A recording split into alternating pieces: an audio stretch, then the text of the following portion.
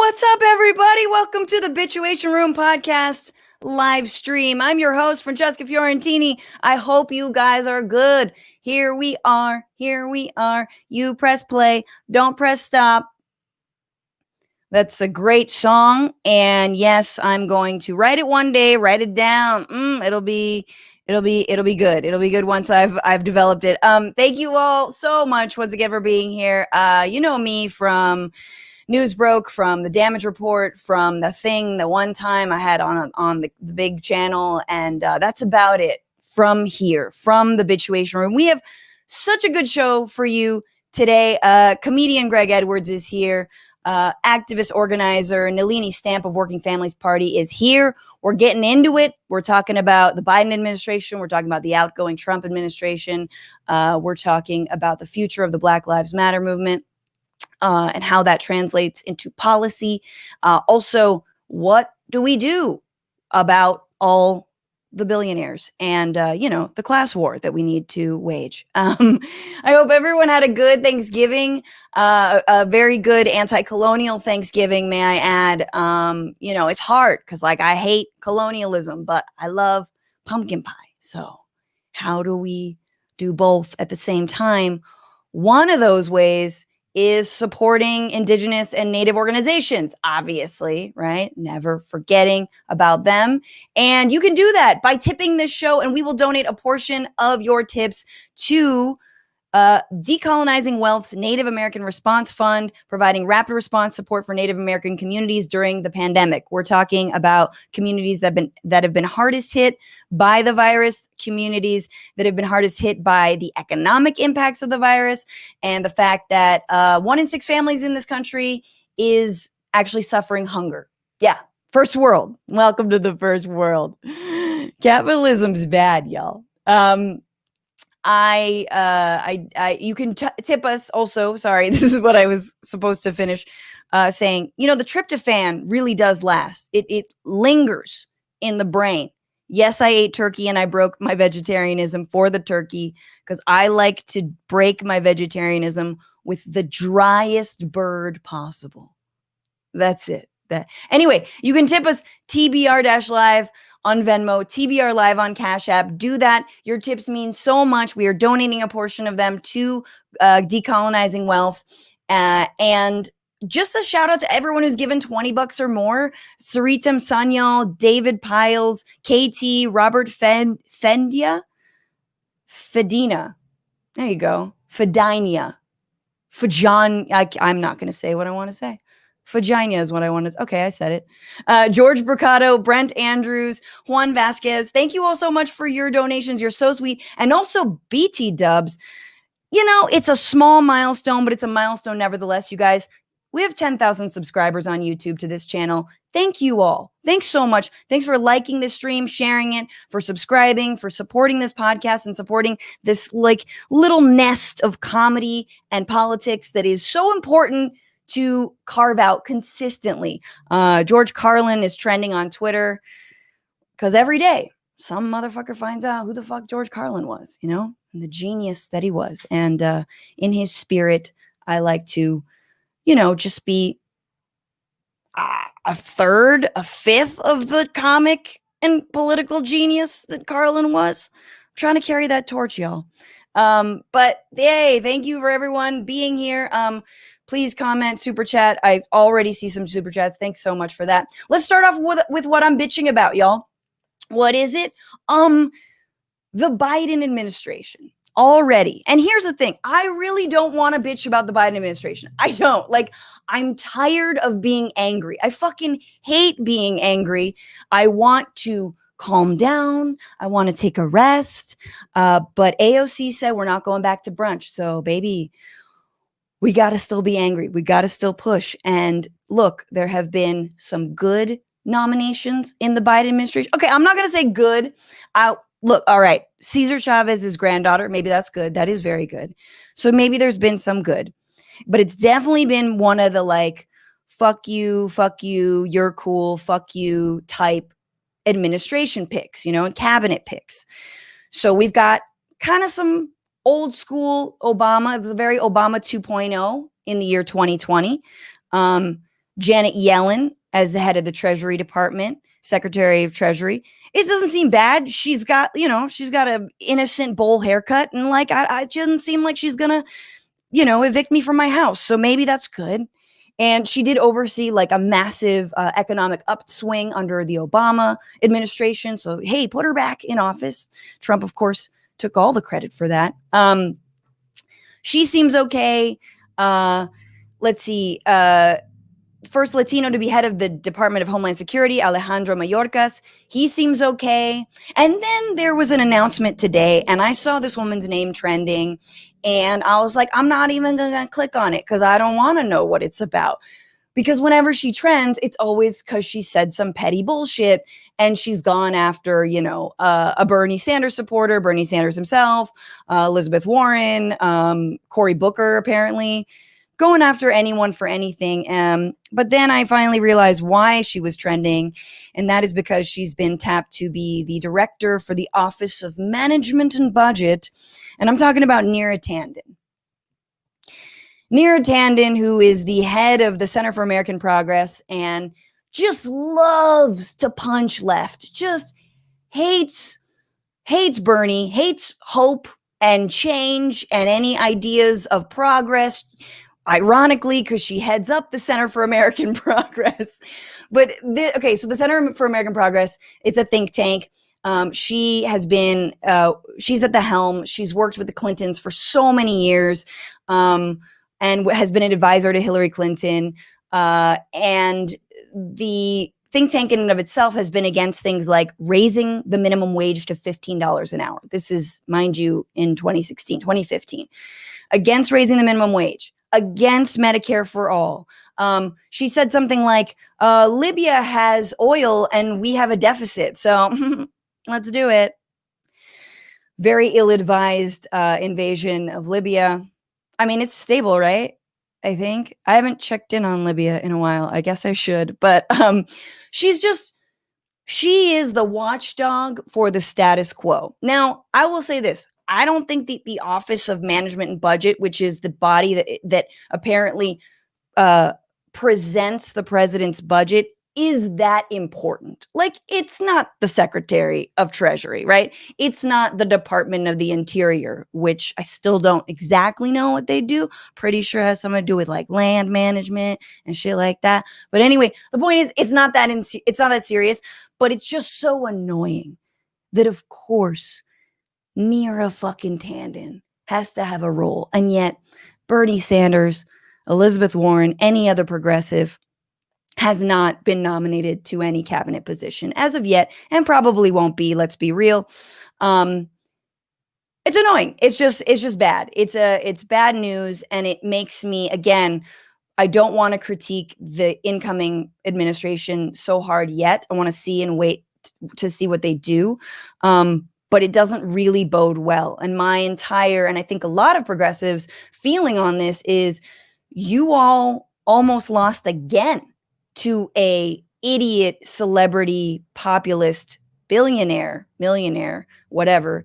You almost lost again, really. I mean, it wasn't close, but it was too close. And now you're going to put the same status quo people back in power. You might set us up for something worse than Trump in 4 years, in 8 years, in 10, whatever it is. Like, we need to put the final bullet non-violently, but we need to kill fascism in this country. And electing establishment folks, electing neoliberals like Neera Tanden, it's not the way to go.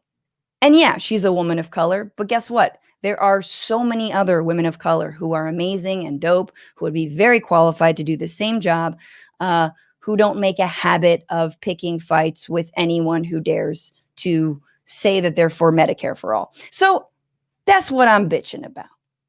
You feel me? Anyone else? Okay. Well, before I shout into the ether by myself, I want to know what you guys are bitching about, but I also want to bring in our guests, because I can't do this show alone, and I'm so happy to have these two guests with me. You've seen him on Comedy Central. He's been featured in the International New York Times as well as on NPR and MTV. He's the creator of the YouTube series Thug Notes. Please welcome comedian Greg Edwards. Hey, what's up, Francesca? Hi, Greg. Thank you for being here. Hey, good to be here. I like what you bitching about too. Talking that shit. Good. It's like did you know who Nira was before? I've seen her before because she's very hot, and I've seen her before, and I don't always trust beautiful political women. But she's beautiful. You're like she's gorgeous, and I can see how she gets away with things. But are we thinking of the same person? I think we're gonna need to check notes on this. But okay, I've seen Nira. I know like some political stations before, and yeah, she's a cutie, but I don't trust all of them. I don't trust all the cute political. She's people. a centrist cutie. Yeah, no, I know. Fox News teaches us very, very well about just like how fascist Barbies really are. Like if I had known that as a child, fascist Barbies, and she's brown. I'm like, see, they ease them in. You can't trust all POCs, in political movements because that's how they get in. I'm just being honest. You can't just vote for everything. They just bat their eyes and then it's done. All right, Greg, I see what you're saying. I'm going to also bring into the Bitchuation room a progressive activist and grassroots organizer who serves as the director of strategy and partnerships for Working Families Party and is the leading election defenders Joy to the Polls initiative. She's leading that. Please welcome Nelini Stamp. Hi, y'all. I'm really excited to be here. So good to have you.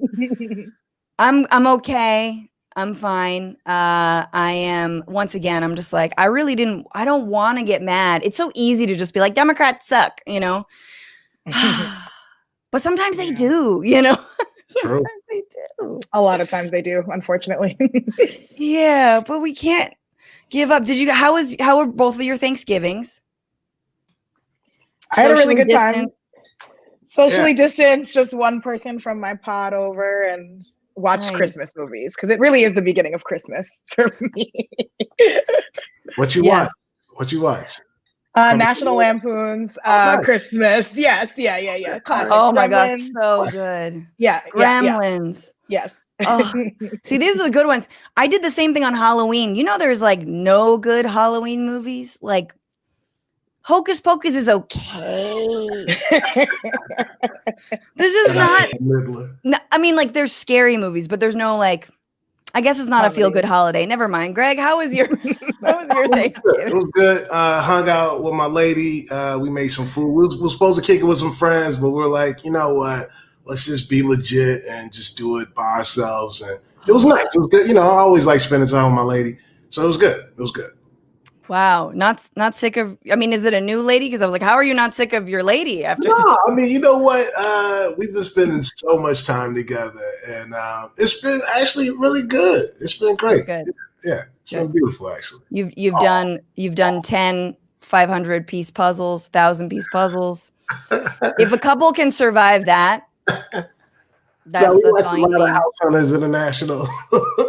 You know what I mean? Yeah. It's an up and coming neighborhood. We drank orange juice. It's been great. It's been great. All right. Well, we start the show with our guests the same way every single week, which is asking to look at the bad side of things, sadly, and ask you what you're bitching about. You heard me go on a long diatribe about Nira Tanden. So what are you two bitching about? Nelini, what are you bitching about today? To be honest, it's not that serious, but I am really upset that I was looking at my Switch and trying to figure out what new games. It was my birthday recently.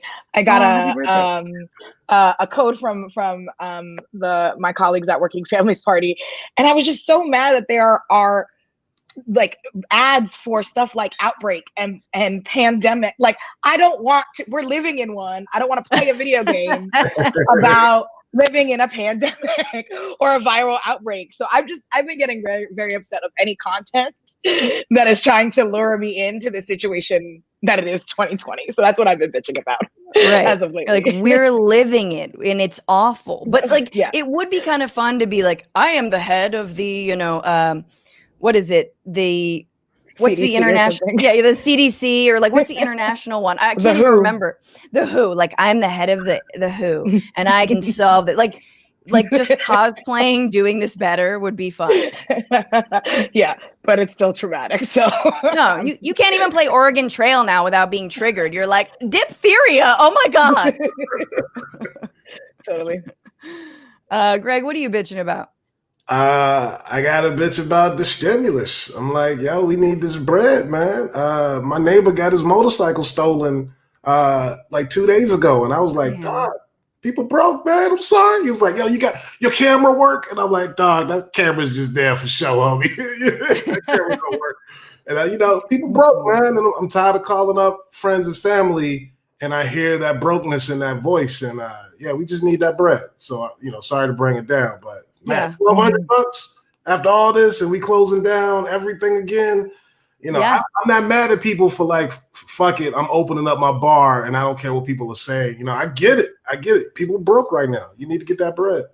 For sure. It's like I hate, you know, it's like small business Saturday, and you're like, yeah, give them money. Yeah. Give these businesses money. Please. We need one of these days. Like, what's like, you know, like take back your government Tuesday, or you know, Worker like, Wednesday or something. Exactly, Worker Wednesday. Exactly. Let's get a Worker Wednesday up here with this Cyber Monday, Black Friday bullshit. Yeah, I mean, it's funny because I think I keep on coming back to the fact that Trump put his name on that $1,200 stimulus check, and how corny it seemed, but how it actually probably helped him a lot, you know.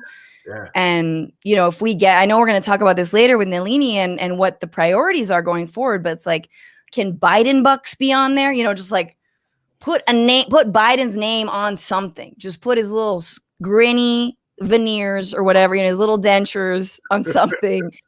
Be like, spend your Biden bucks. Because it works. People do need money. Exactly. All right, well, let's move into this week. I know everyone, thankfully, I hope y'all unplugged a little bit. I know I did, but there was still stuff that happened, and we got to talk about it. So this is the week where. Where is it? I know it's somewhere. Yeah, but back on YouTube.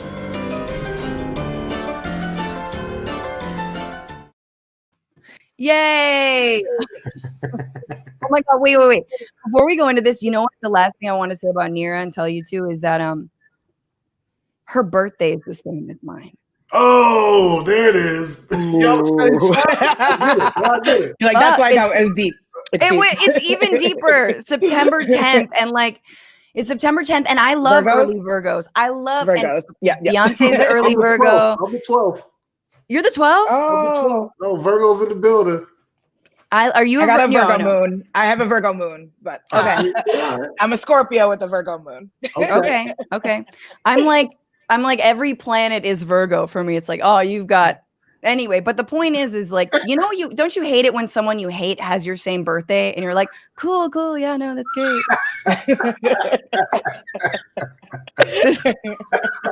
I used to work with someone who was like 5 years younger than me, and we had the same birthday, and so every time it would be our birthdays, she'd be turning 5 years younger than me, and I was like, great, no, yeah.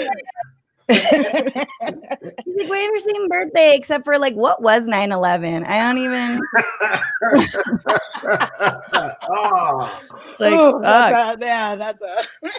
it's hard. It's hard. Anyway, all right, we're going into the week.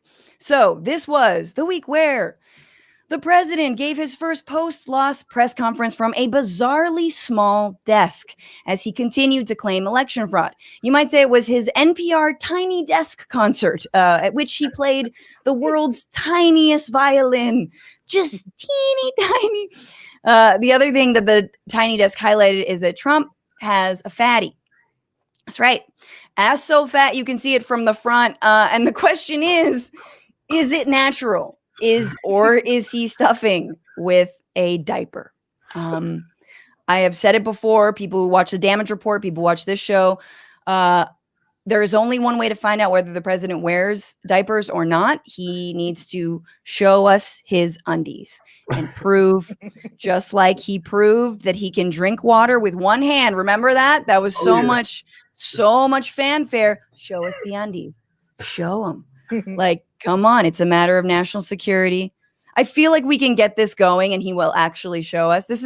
I know this is corny, you guys, but this has been it's been my life's purpose for a few months now. Did either of you see these photos of him at the tiniest little doll desk with just the biggest ass sitting? Oh yeah. It's very hard to unsee. I didn't notice his ass, but I definitely noticed the tiny desk and thought of NPR's tiny desk. So that was just amazing. I've just never seen that desk because all the presidents use like a tiny desk. I've just never seen them by themselves in that desk. It just looks so lonely. And Trump hella thick. You ever see them golf photos? Yeah. Got that big old donkey butt. In his khakis, just all of his butt. It's so perfect because it's just like I feel like next press conference he's just gonna have a full bonnet and like a little pacifier, big old crocodile tears. He's just slowly turning into a baby. He's so sad too. It's all in his eyes. He just it's so beautiful to watch because he's that's one thing that is nice about Trump, that you can really see like his emotion. You can see him being sad and kind of hurt feelings about it. That's the kid in him. It's beautiful. Yeah. He can't hide how he feels. He's not smart enough to hide how he's actually feeling. He continues his losing streak, by the way, recount in Wisconsin, showing that the state went to Biden again. Pennsylvania Supreme Court threw out the last legal challenge there just today. Like, how many ways can one person lose? This is like green eggs and ham of elections, He did not win on a boat. He did not win with a goat. He did not win on a box. He did not win with a box. I appreciate you, Nelini, for laughing at that. Because, it's that's what I got. It is good. It's great. No, I mean, I think he also the worst part about it is that he actually has like a few more times to lose. If he still wages the battle, like he has the electoral college to lose and then the congressional vote or like the counting to lose. So it's the gift that keeps on giving until January 20th. Yeah, we still have to see him hauled out like one person on every limb, just kicking and screaming and holding on to his little, a carpet from the White House or whatever. It's gonna keep on getting good / scary.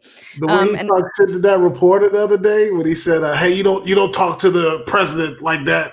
It's like he's trying to take his ball away and stuff. It's great. Mm-hmm. It's great. How much did that guy have to fight off the urge to be like, "Well, you're a lame duck"? I mean, to be fair.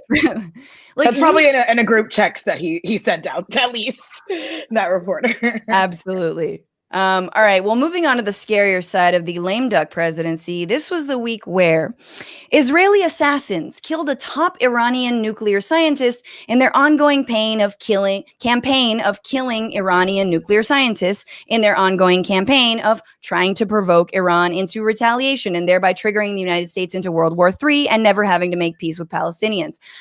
Because apparently the Middle East is just a Rube Goldberg machine. Like, mouse eats cheese, marble falls, balloon inflates, World War III. Like, that's all it is, and this is what they're trying to trip off.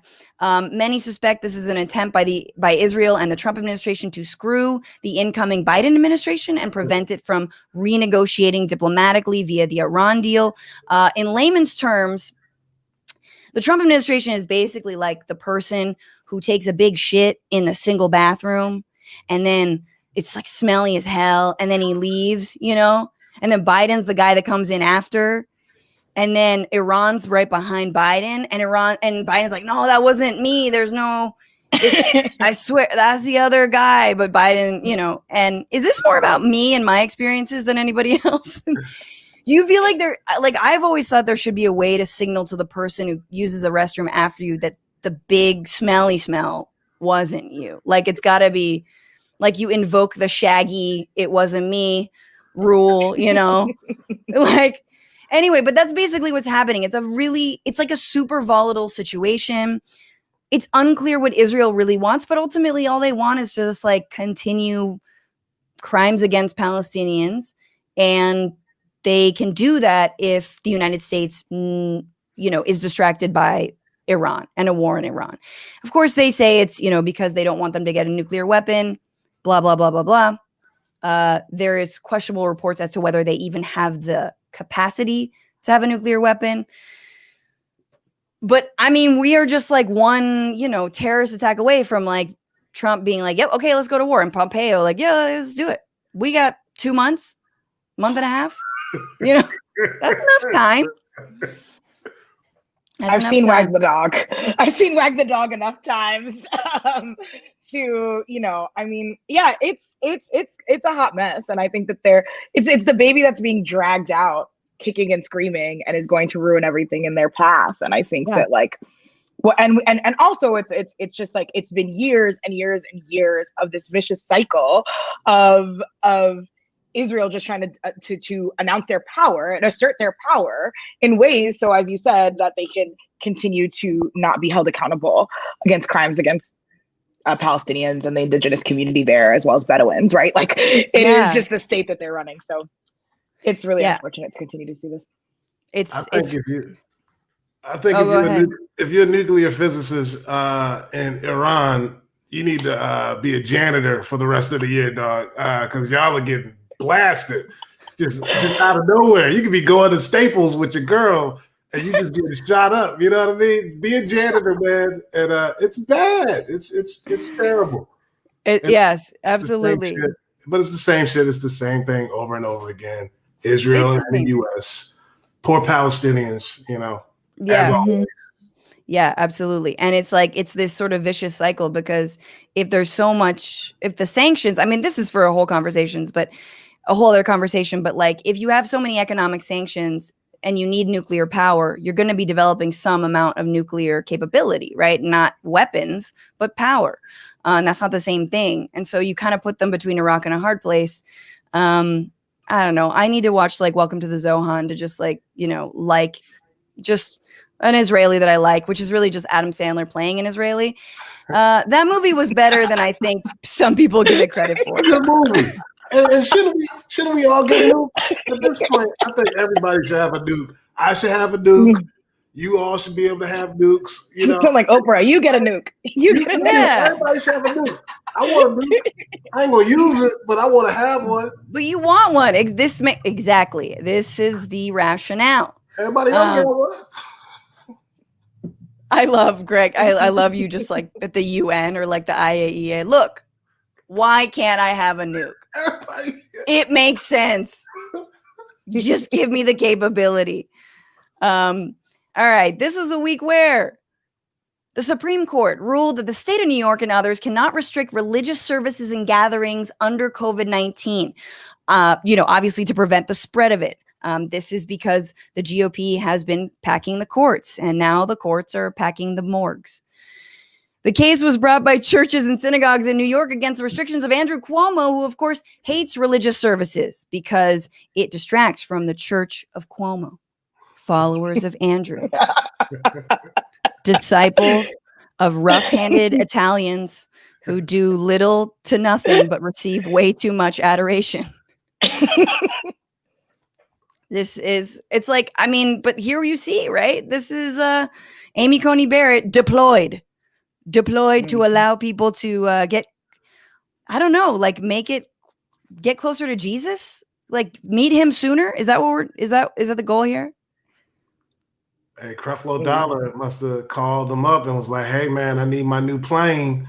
I'm hurting. I can't buy a new Benz." So he had to call up the Supreme Court. Hey, them preachers need that money. Yeah. But the epic, like, do what we're doing. We're doing Zoom comedy shows. You could do that. Just please. Right. The best part though was the epic clapback from the Pope the next day, who basically did a massive subtweet in an op-ed in the New York Times to Amy Coney Barrett and the Archdiocese of the Catholic Church of New York, which is Cardinal Dolan, and it was amazing. Yes. It was all my dreams come true. Oh my God. As much as I love Pope Francis, also he's from Argentina and I lived there for many years. Every time I realize how wonderful he is, I'm like, yo, what was going on before him? Like, what did Ratzinger and Benedict cover up? Like so it's like this double-edged sword. I'm like, wow, he's really great. He's really progressive. Right. What are they hiding?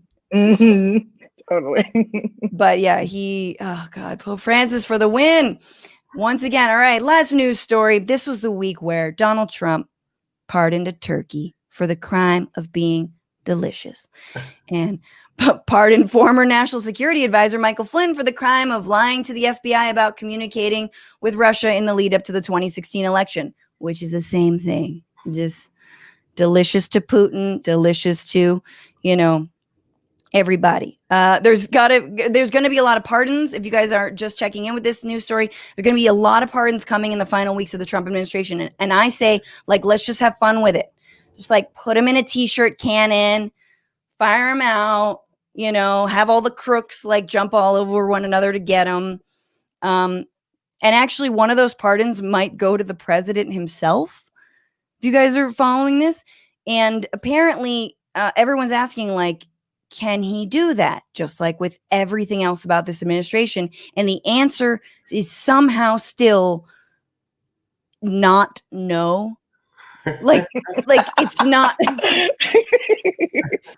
There's not he can't pardon himself. No, but we don't know. And of course, all the commentators it would be a bridge too far. Yeah. The man builds bridges that are too far. That's his entire purpose.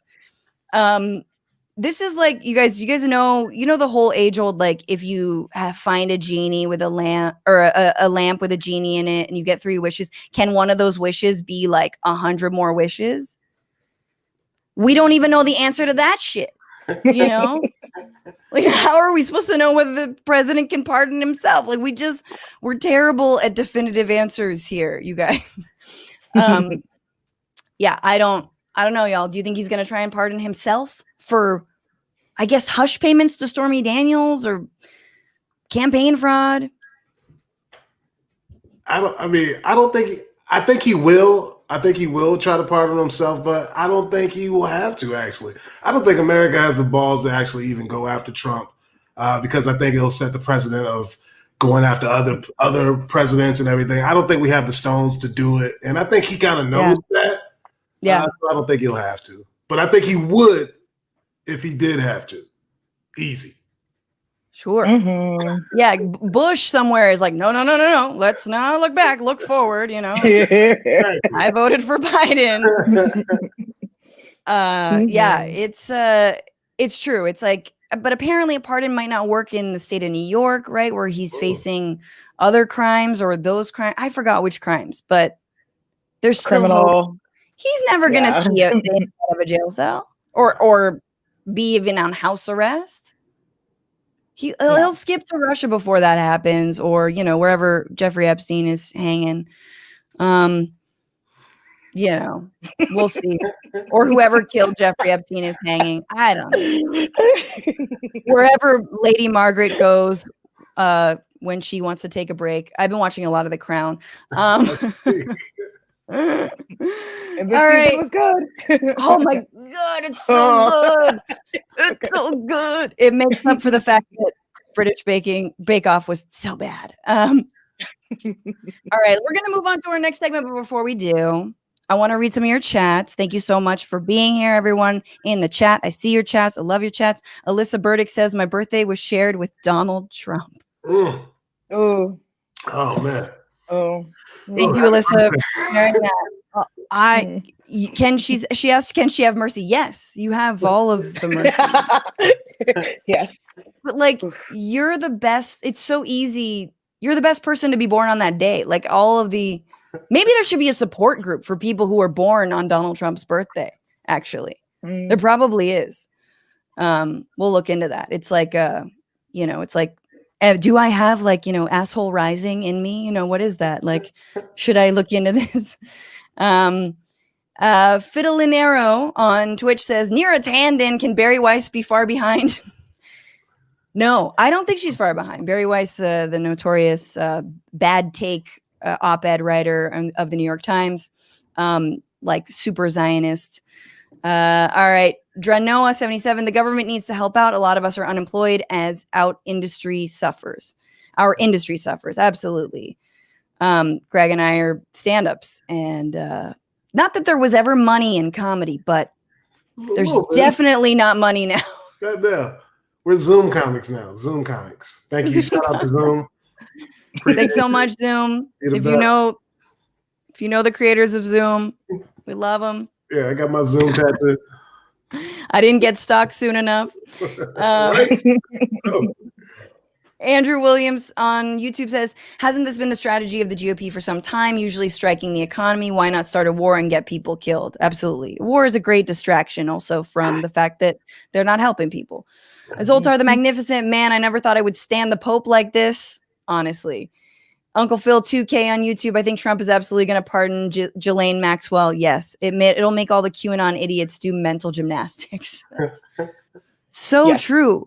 Because remember that one moment when we were like, yo, maybe we all agree on the same conspiracy? Yeah. That 3 seconds where it was like, wait. Yeah, exactly. What's gone. happening? Q took over. Children are being sold on Wayfair or something. I don't know. Sometimes our moires cost that much, you guys. All right. Well, let's get into the sitch for this week. We got important shit to hash out with Nelini. This is the sitch.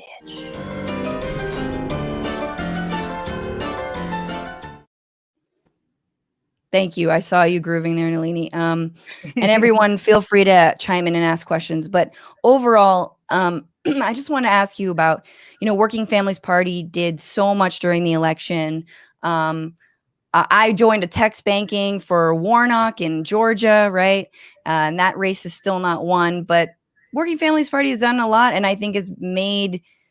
I just want to hats off to how easy you have made it to plug into your organizing, and yeah. But I want to ask you how you're feeling and how Working Families Party is feeling now that Biden is in office. We got this transition on our hands. Where are you at, Nelini? Yeah, I mean, we, from the very beginning at the Working Families Party, were very clear that we needed to beat Donald Trump and the authoritarian fascist stuff that was coming out of this administration, or there would be a stamp of approval from this country for the actions for the last 4 years. Far too much damage has been done in the last 4 years, even though this country was obviously found on unjust policies and practices. But I think that, this is step one. And this is what always was that we knew for a really long time. Step one was to make sure that there was a new Biden administration. Step two is to hold them all accountable because nobody makes them do the work. We make them do the work. So obviously with this runoff in Georgia, we have to make sure that we win big in Georgia so we can actually have a Senate that can vote on our side. And then we have to continue to actually meet the needs of people in this current crisis and actually push bold transformative change. And 2022 is actually super important for any of this to get done. And why is that? Yeah, I mean, I think that, listen, every year in politics is we haven't had a new alignment since the New Deal. Since Reagan. We are living in the post-Reagan alignment where the political realignment went from the New Deal coalition, right, to a more neocon, war hawk coalition, family values, right, Christian hegemony stuff first, coalition, and we haven't gotten out of that. So in these last, 30 to 40 years, every time there is a Democrat in office in the presidency or a Republican, the House and state houses switch the other way. So 2022 is important to actually get the values that we believe in at Working Families Party, that the left and progressives believe in, to make sure that we're even going further than we have over the last 4 years. And so that we don't have the pendulum swinging back until we can create that new realignment. Absolutely. Absolutely. And that's often when Democrats, they sort of kick, under Obama, sort of kick the grassroots, legs from underneath their campaign that helped them win in the first place, not knowing that 2 years later, they're going to need those, that grassroots to actually win more House seats and maintain House seats and Senate seats. Absolutely. Which is ridiculous. And so you mentioned, the like family values and morals. And I think we're kind of at that point where, for sure, not that it wasn't dead before, but the Republican Party can no longer claim at all that they give a fuck about families, about morals, about any of that. And, you know, like I saw AOC on Cuomo the other day, Chrissy, and she was like, you know, this is the moral thing to do, is to help families right now. And reclaiming that moral language is something really interesting that I think like Reverend William Barber has done with the Moral Mondays movement. But it's so important right now in this pandemic. People are starving. People are sick. People don't have healthcare, housing, education, all of the basics. And Biden's coming into that situation, and he has an opportunity to sort of make a moral choice. From your perspective and from, you know, WFP, like what are those things, maybe even one or two things in the first year that he can do that would squarely put him on the side of the working class? Absolutely. I mean, we need a massive federal jobs program where everyone who needs a job can get a job, and we need that right away. And there are many ways that we can do that with public works. There are things in the Green New Deal, right? There are things from our past. Like, I keep thinking about the theater community and what does it look like to do a federal theater project and federal writers project again? It is not things that we have to, you know, it's not new things that we have to do. We don't have to reinvent the wheel. So I think that a massive jobs program, which is something we were all afraid that Trump was going to do, to be honest, because he had all this talk. It was going to be a white nationalist jobs program, but he was talking about jobs. And so I think that's, you know, for me, like a number one thing you can do. People are suffering. People have been suffering before the pandemic, and give everybody a job who needs one. Period. Full stop. The end.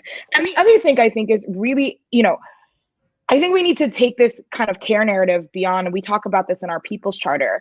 It's centered around care, is that it's not just about healthcare anymore. It's about when I think about kids going back and forth to school in New York City, and I think about like the care that parents need that for their children because they're home with their kid, right? Like, public care needs to be a completely reinvestment into that's our healthcare system, our nursing home systems. Like, it should be from the cradle to the grave that we take care of people. And so I think that we need to look at organizations like National Domestic Workers that we work closely with, who have been pushing an economy of care. And I think those are the two things. If we can do those two things, there can be a lot happening for everyone. Yeah. What do you like? Care, you mean like what if there was like universal pre-K or universal pre-K? Yep. Yeah. I mean, that's so basic. It's like we're talking a lot about student debt. You know, I know there's a big conversations right now about, you know, eliminating student debt. And I think Biden's even flirting with numbers like 50,000, which is good enough. Like, I think that's good. That's a huge, and hopefully it's not, I mean, you can't really means test that. It's just like up to 50,000. Great. Absolved. But I also think universal pre-K could be one of those things that's like a lightning rod, like boom, here it like you get this. Everyone gets this. Yep. Yeah. Universal pre-K and universal elder care. Sorry. I think that's the thing too, is that elder, you know, I mean, we've seen what the state of our nursing homes are in. My grandfather died in one a few years ago, and you see the state that they're in, that they can't even help their own, like a spread in a nursing home because the facilities are so, you know, broken. And so what does elderly care that is universal look like for anybody who needs it? Absolutely. That would be huge. I mean, exactly. Like, talk about steady voters, just like the olds. They vote. They vote. Give them care. Give them the care. First ones out there usually. Yep. Oh man, you remember the woman? I forgot her name, but she had some wonderful, like, you know, early 1900s name, like Norma or, you know, Theodora, and she was just wearing like a hazmat suit and went to go vote by mail. Just a queen. Just love her. Anyway, I wanted to also, you know, I talked a little bit about the cabinet picks. What are your thoughts, Nelini? How important are some of these picks, or are you not as rattled, I think, as some are by just how kind of like Obama 2.0, you know, there are more women, there are more people of color, that's good, but they're not necessarily, there's not a big tip to the progressive community. And just today, I wanted to mention Cecilia Rouse. She's a labor economist from Princeton University. And she's going to be part of an economic advisory board.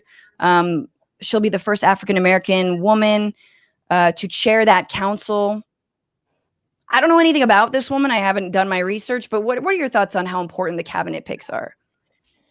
Yeah, I mean, I think that it's important, but I don't want to overemphasize the importance of it, because here's the thing. I think particularly certain cabinet picks, and there's a lot that haven't been chosen yet, like Department of Education, after what Betsy did. Oh Lord, I can't. I just can't. I just can't. Anyone who's stepped foot in a school, just like anyone who's ever been to a public school, you're in. Like, right, exactly. It's just like the Department of Justice, that incarcerates, and all of the things that we've been talking around defunding police and all of those institutions. Yeah. But I was really happy that somebody like Janet Yellen got picked for Secretary Treasurer. Yes, she Brookings Institute sometimes has some neoliberal stuff, but has a lot of progressive stuff. They came out this year and saying that, there is models and ways to defund the police and invest in communities, right? And so that is a good sign. And Secretary Treasurer is really important. It wasn't somebody who was a former banker. That did mean something to me, because I was like, all right, which one is it gonna be now, right? Like, I was like, pick a CEO. I was like, not Jamie Dimon, not, and so like that was a big deal to me. But I think that it matters what we make them do. Again, like, it is always about what the people and organized forces, organized workforce, organized communities make them do in this moment. And I do, at the end of the day, if they don't share our values, we'll turn up on them. I mean, that's simple. Absolutely. Yeah. Yellen, I'm not mad about it. I wanted to mention though, turning to the movement for Black Lives and the defining story of this year beyond COVID, the positive and I think just like the uprising that we witnessed, that I know were a part of. Patrisse Cullors, one of the founders of Black Lives Matter, wrote this open letter on behalf of the movement for Black Lives to Biden and Kamala, basically saying, like, what are you going to deliver? You need to deliver. We need to have a face-to-face. And like, Black Americans basically handed you this victory. I mean, look at Georgia flipping to blue. It's incredible. So, what are you going to do about it? What are your thoughts on what needs to be done? I guess moving on from the economy to racial justice, like, what are those things that could be done in the first couple of years? Yeah, I mean, I'll also just say one thing too. It's not only because Black folks delivered it, it's also the young people who came out. There are studies who are showing that they came out because of the protests and the uprising that they saw, and they wanted to do something in the ballot box with that too. So you also, you also not only owe Black Americans, you owe the movement, who were able to build the conditions for us to be out there in that way. And so I think, first of all, I think on for me, racial justice is economic justice and vice versa. Like, I think that when we just look at issues of race and we're just like immigration, incarceration, it's just like, we also live in the United States. Like, and like, all the other shit we Black folks ain't struggling here, or Latinos ain't struggling here, I don't know what you're talking about, right? Right. So I think that it's important that anything that I said, again, I think a massive jobs bill is going to help Black and brown people. It's going to help. It's going to help Black folks. I think that should include things like, if they're going to legalize marijuana, how do we give, cooperatives that are Black and brown owned the first rights and these things, right? Like, those types of things that come with the framework of transformative justice, of particularly incarceration, right? And so I think that that's important. The other thing I think is, like, the Breathe Act is something that is a comprehensive bill that Ayanna Pressley supports, that was written by the Movement for Black Lives Electoral Justice Project. That is some of my homies. And I feel like the Breathe Act has a comprehensive way of saying people need money and they need resources in their community. And this is the way the federal government can help divest in things that are not helping our communities and invest. So I think, again, I'm still going to go back to jobs no matter what, because we all need them. And it is a racial justice issue. Yes. Just going to say that right away. And I believe that, like, things like the Breathe Act, if they actually make it, or just at least big portions of it, in the next year or so, it will ensure both safety for our communities, but also our communities coming back and being at the ballot box. Yeah. Totally. Yeah. I mean, I want to, Greg, I want you to jump in also. I don't know. What are your thoughts on the, no, I the mean, sort of, I agree with everything Nelini's been saying. I mean, jobs. I mean, people need jobs. We need justice. The weed laws. I mean, all these weed companies, and it's all white dudes owning them. It's all white folks owning them. I mean, I was up in Seattle a little bit ago, and I saw just like this weed store, and my lady was like, "Oh yeah, everybody used to sell right where that weed store is, and get arrested at that same spot where that weed store is." So it's just that type of justice, reparations. You know, I mean, some form of it. You know, I mean, money, and not just like, oh well, you know, school and education. We need that too, but we need money as well. But it's so many things. But yeah. I mean, part of they do something really. My thing is, I just hope they. It was nice for Joe Biden to say something about Black Americans in his speech, but I just hope we actually do something, because you know, right. Black He was very like, we will not forget you, and it's like, all right, you know. I think they know they're on the edge. I think a lot of Black folks were like, you know, I'm tired of voting for Democrats, and they never do anything for us.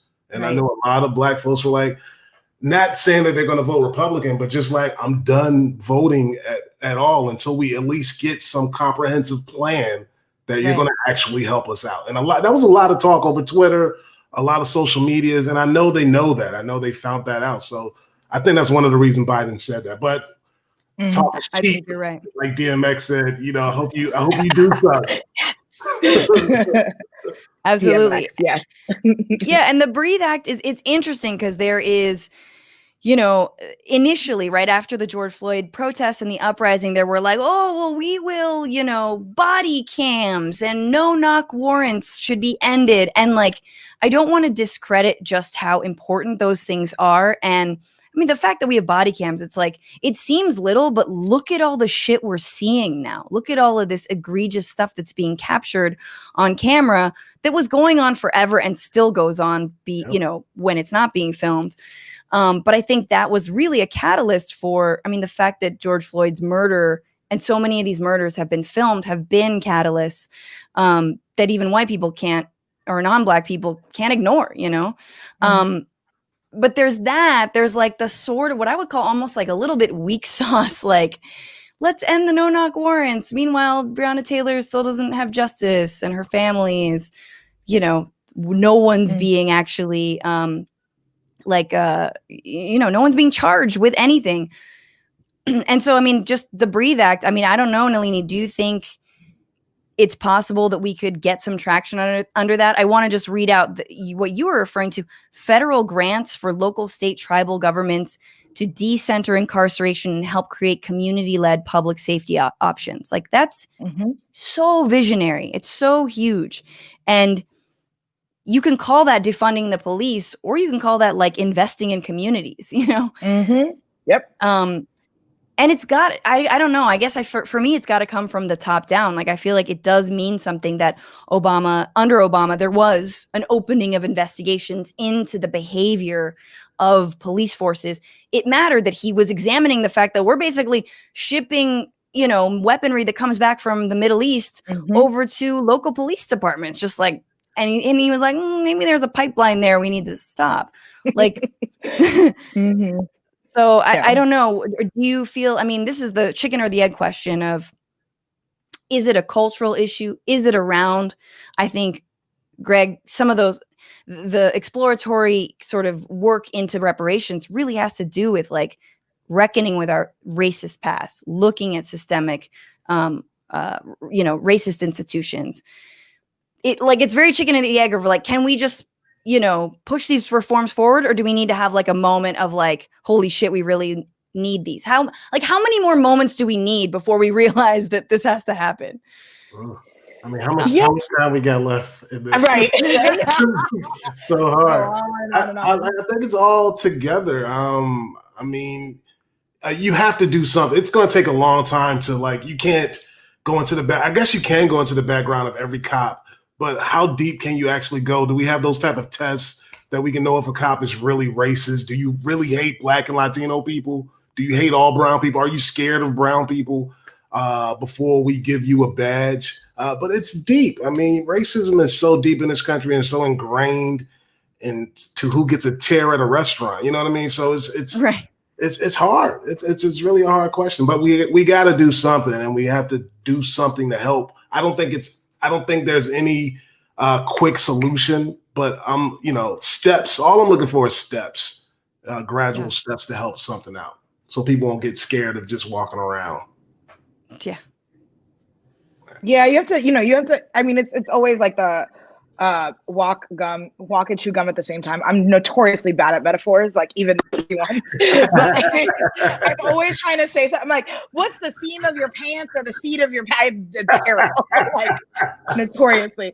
Only if it's like Game of Thrones or nerdery, like Ewok, Star Wars, that's when I can make a Sopranos reference, like nothing else. Anyway, so back to what I was saying is that, you got to do both, right? It's like, this is a day. I always compare organizing and like, demands as like a boxing match, right? It's like you're gonna keep going rounds and rounds and rounds and rounds, and it's just it's a matter of how many punches you can land. So we can land a bunch of local legislation that enabled us, which we did. Like a lot of those demands that came out from a particular side were 2014 demands that weren't really popularized, but some people started to do it, and then we started to see more videos and more evidence that is just like, that's your foot.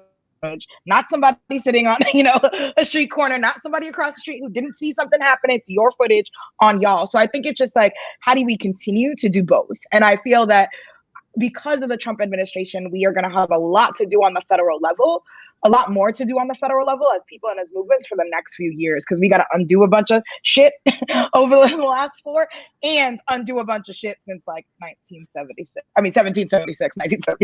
That was the bicentennial. So Nelini, what's WFP moving forward in the next couple of months? I know all eyes are on Georgia. And like I said, I would encourage everyone to plug in. I think WFP does a great job, but like, what are the stakes, and just explain sort of what you all are doing on the ground there. Yeah, so the early voting starts on December 14th, which is very, very soon in Georgia. And the stakes are, we have 2 Senate seats left in the balance. The Republicans, if we are able to flip those 2 to Democrats, then we have a tie in the Senate. Yeah. And the person who breaks the tie is the vice president of the United States a lot of the times. And obviously we have some Democrats in name only, like Joe Manchin, who don't necessarily vote with us, but we need to do everything possible to help folks on the ground. And so we're doing a massive field operation, and you can text GAWFP to 30403, GAWFP to 30403 if you want to get involved. We have easy pathways for you to do texting. We are also sending postcards to voters because people have been getting a lot of calls and messages, and we're doing door knocking and field operations in a COVID safety manner to make sure that we're not contributing to where we're at right now. But yes, it's critical that we can fight against a Mitch McConnell Senate or fight against a split Senate that would have kind of joint leadership with Democrats basically kind of in control. So I know what I want. I hope everybody I want to fight Schumer. I just want to fight Schumer. That's all I want to fight Schumer and Pelosi together. As a New Yorker, I have to fight Schumer. Oh my God. Meanwhile, Biden sprained his ankle playing with his dog. I don't know why I just mentioned that. I just thought I just want to drop that in. Really? He sprained his ankle playing with his doggie. Probably from that run he did when he won. That little jog, I was just thinking. How long is that? Why he was hiding in his basement for that long? Is because he was just saving up the energy to do that one run, and then we were all like, "Oh, this is great." It was all shoulders. Too. You can see it's just.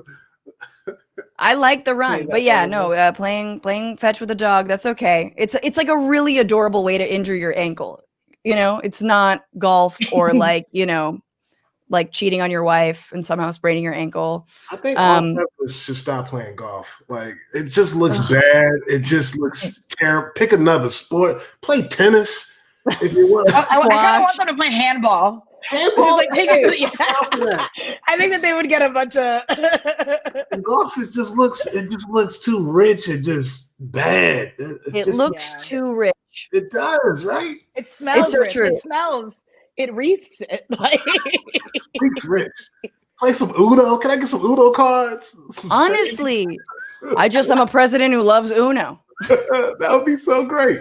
By the way, Uno, the game of Uno has more rules and regulations than the presidency of the United States. Can I just say that?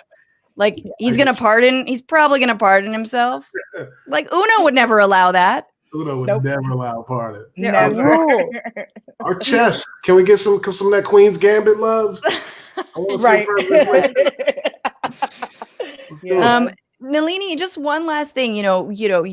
This is a moment where a lot of people who are sort of apolitical and maybe liberals, fairly comfortable, see that a Biden presidency is ascending and is like, cool, my work is done. And it is a time when a lot of radicals and people on the left are like, good, now the Democrats are back in and I'm going to talk even more shit, while not doing anything. You are an organizer. You continue to work. What is how do you keep going? How do you take a breath and redouble your efforts for this next chapter of this fight for working Americans? Well, yeah, I mean, the thing is that I always remember is that I want to win. And that's really just competitive. That is, I want to win for our people. And I don't, winning it ain't easy. And it's not just one cycle. It's not just one election. It's not just one candidate. It's not just one issue. Winning to transform what we have here in the United States of America, that it was built on stolen land by stolen people. Like, that is, it is a lifetime of work. Now, I still have fun. I still know how to party. I still know how to dance and sing. And we need to have all of those things. And we need to have creativity.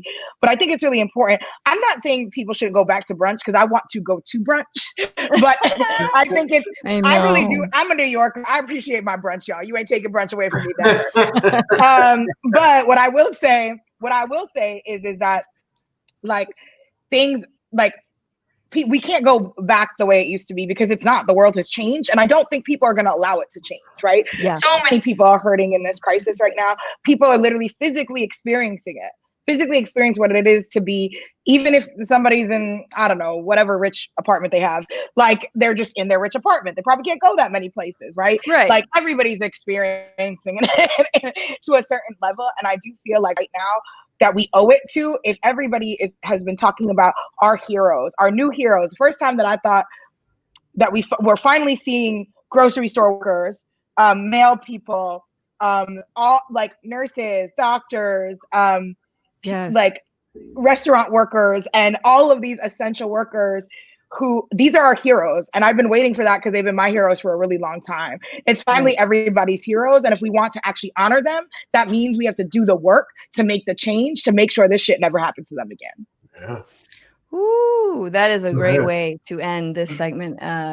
Amen to that. And thank you so much for saying all that and for, continuing to sort of pave this way for us and those of us who aren't as involved on the day-to-day. And thank you for all your work, Nelini. And pivoting into our final segment, I just want to read a couple of super chats. Uncle Phil 2K, make it law that cops can no longer carry live ammo, rubber bullets, tasers, anything to stop cops killing citizens 60 seconds into a traffic stop. Agreed. Yeah. Honestly, it's like, you could still kill people with that stuff, but like, just demilitarize the police, for the love of God.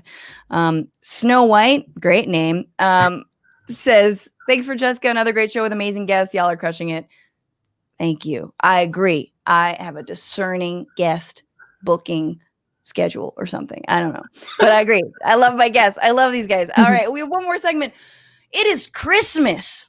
It is Christmas time because Thanksgiving is over and somehow there's more holidays that we don't get to spend with our families because there is a global pandemic. But no matter if you celebrate, you do understand the importance of the holiday decorations in the White House. And this is Melania's final year to make a statement.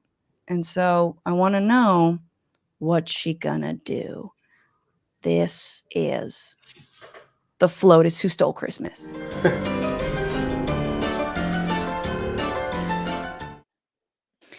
Okay, so we've seen the trees of blood. We've seen the like white weird branches. We've seen last year, 2019, Melania's Christmas decorations were surprisingly tasteful, very normy, like whatever, fine.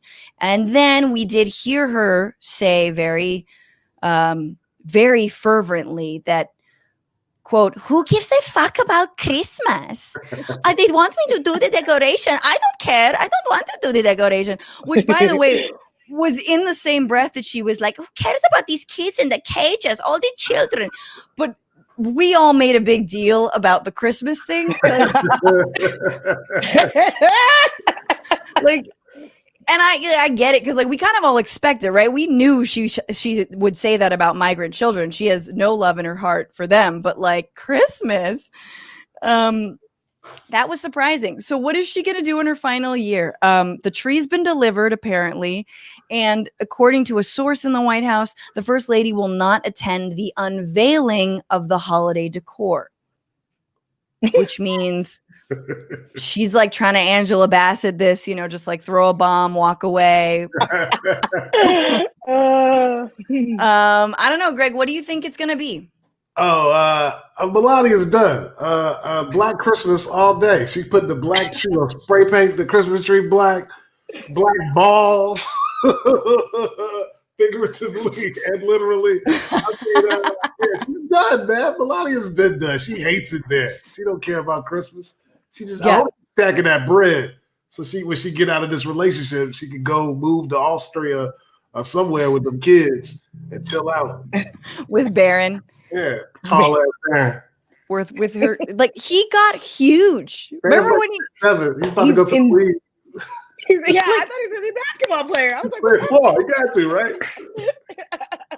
Dude, he'll play basketball for the Austrian team. It'll be great. He's definitely got like that awkward European basketball player body. There's something about Baron. I like that kid. There's something about him. Hopefully he'll be the good one. That'll be on. He's like, my dad sucks, but I don't really fool with that side of the family. Right. Smoker. He's a smoker for sure. He's oh my god, so many bongs. Totally. Oh yeah, so many bubblers. A lot of bong water in his room. Yeah, they're gold. They're all gold though. Oh yes, gold bongs.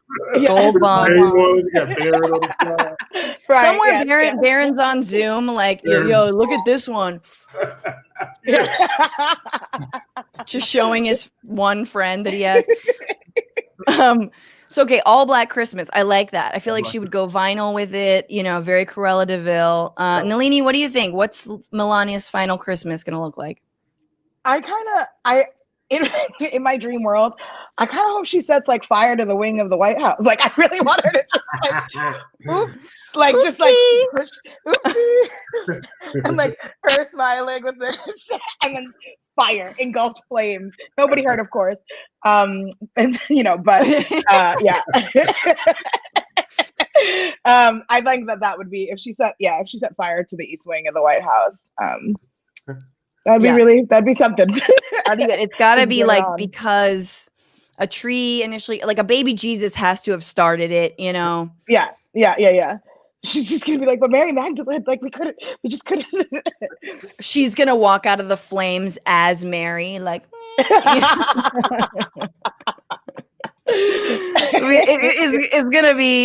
is gonna be epic. I think something's gonna happen where every tree is gonna look like a coronavirus. Like, it already does kind of, that you could see the similarity, but like it'll be green and then just little pokey out like red tufts or like whatever ball decoration she has, and it'll just be a bunch of coronaviruses, just like when Trump did his little, from the Oval Office rally that Candace Owens organized, and everyone was just dressed like COVID-19. That was brilliant. I think it's going to be something along the lines of that, like oopsies. But fuck Christmas. Maybe Hanukkah's her thing. Maybe she just needs to be given a chance to do a really nice menorah. Yeah, I can see that. Something. Yeah. All right, you guys, thank you so much for being here. Thank you for the insights, the laughs, just keeping us sane in this ridiculous time. Nelini, how can people find you and your work? Totally. You can find me on Twitter and Instagram at NellStamp. And you can always text WFP to 30403 to find out what you want to get from the Working Families Party and how to get involved. Awesome. Please do that. Nelini, take very good care of yourself and come back on the show. Come back. And Greg, where can people find you? You can find me on Twitter at Greg the Grouch, and check out my website, gregcomedy.com, and check out a Zoom show. That's all I got right now. Zoom show. Yes.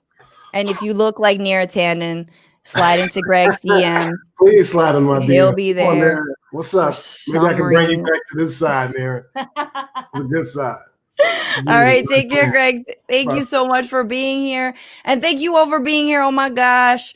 Woo-wee. I am warm. I feel like if you're watching me, I look sweaty. Hey, how about tipping the show? TDR-live on Venmo. TBR. Why'd I say D? Because that's a damage report. TBR-live on Venmo. TBR live on Cash App. And if you're watching in the future, rate this podcast. Give us 5 stars. Do it. We need it. I love it. I read every review, and it makes me feel good. Makes me feel very, very good. And thank you so much to our producer, Becca Rufer, and to the folks who help out this show, Dorsey Shaw and Carey, Miss Kelly. That's what I'm going to call her. And guess what? The fascist is almost gone. It is our Christmas present. It is our Christmas wish. But he's still mad, y'all. He's still saying a lot of things like this. And what happened, if you watched the election, I was called by the biggest people saying, congratulations, political people. Congratulations, sir, you just won the election. It was 10 o'clock, and you looked at the numbers, and I'm sure you felt that way. This election was over, and then they did dumps. They call them dumps, big, massive dumps in Michigan and Pennsylvania and all over. Massive dumps all over. And Maria's like, yes, massive dumps. Just add a word, bro. Otherwise, it sounds like you're talking about your diaper, homie. We know you definitely did do a massive dump. And we'll be cleaning it up for the next 4 years and beyond. Thank you guys so much. And remember, don't just bitch about it. Be about it.